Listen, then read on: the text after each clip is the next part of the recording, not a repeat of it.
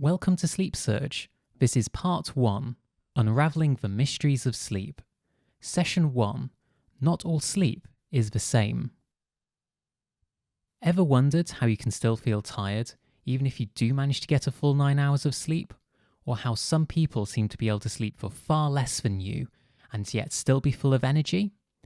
Most of us think that the most important thing about sleep is how long you sleep for, and that if you could only sleep for longer, you'll feel better. But whilst how long you sleep for is important, there is one other major factor, and that is the quality of your sleep. If you don't have good sleep quality, you'll feel sleepy no matter how long you spend sleeping. Today you'll discover the building blocks of sleep. This is the first step to overcoming insomnia. By understanding how sleep works and understanding what creates a good night's sleep, you'll know what you need to aim for to achieve that great night's sleep. So what happens when you sleep? You have two different types of sleep you enter into at different times during the night. They are REM sleep, which stands for rapid eye movement, and NREM sleep. This stands for non-rapid eye movement. NREM sleep can be further split into 3 different stages. NREM stage 1, which is light sleep, NREM stage 2, which is becoming deeper, and NREM stage 3, this is deep sleep. REM sleep doesn't have any stages. It's a very light type of sleep. It's sometimes called paradoxical sleep because if you compare a brain scan of someone who's awake compared with someone who is in REM sleep, they look almost identical. In deep non-REM sleep, brain waves are at their slowest, totally resting your body, allowing for essential maintenance to take place, just like you would turn off a car before working on the engine. REM sleep is very different to non-REM sleep, but also vital. In REM, your brain rearranges your thoughts, moving information from short-term memory to your long-term memory. It's a process that's essential for learning new skills and gaining knowledge. It can only be done in REM sleep, when your brain is awake, but you're still asleep. Both types of sleep are essential for your well-being. So for a good night's sleep, you need 2 components. First is duration, getting your recommended hours of sleep. This is around 7 to 8 hours as an adult, more as a teenager. And number 2, quality, getting the right amount of REM sleep with plenty of time in deep stages of non-REM sleep. You enter into these different types and stages of sleep at different times during the night. It creates what's called a sleep cycle. Here's what a sleep cycle looks like.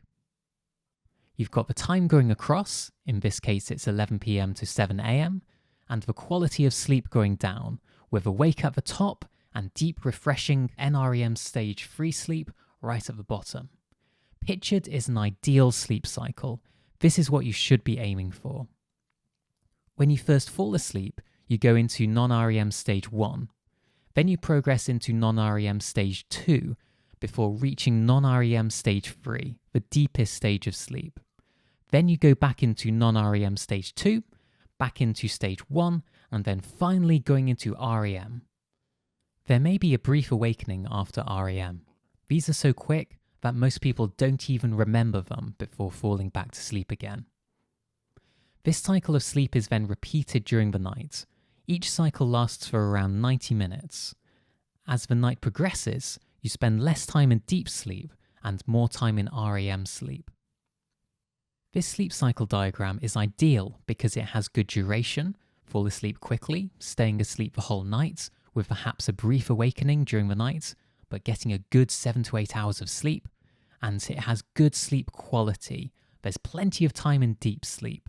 REM sleep is slowly increasing during the night, and they're waking up during a light stage of sleep. So you've seen what a good sleep cycle looks like. Now let's take a look at what can go wrong.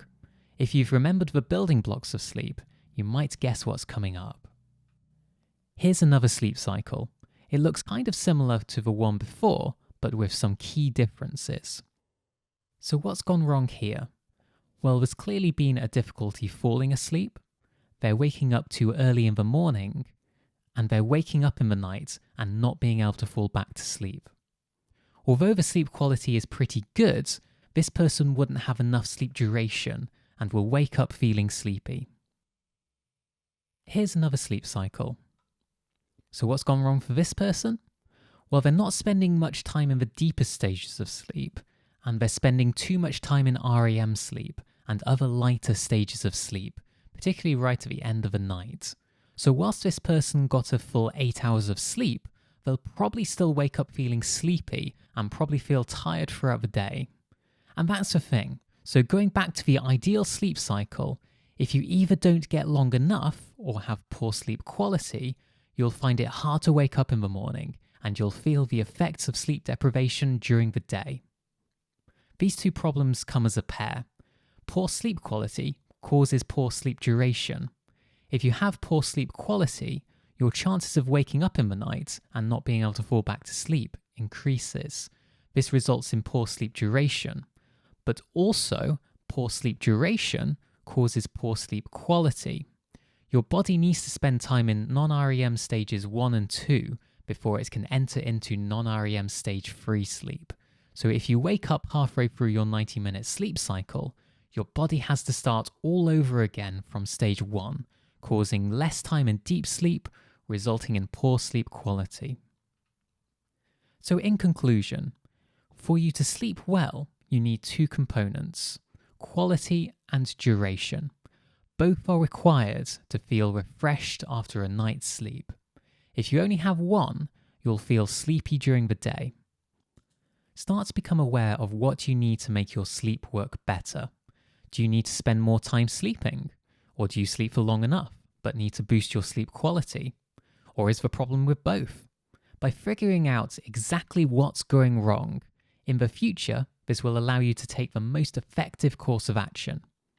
The key thing to remember, however bad your sleep cycle may be, it can be fixed.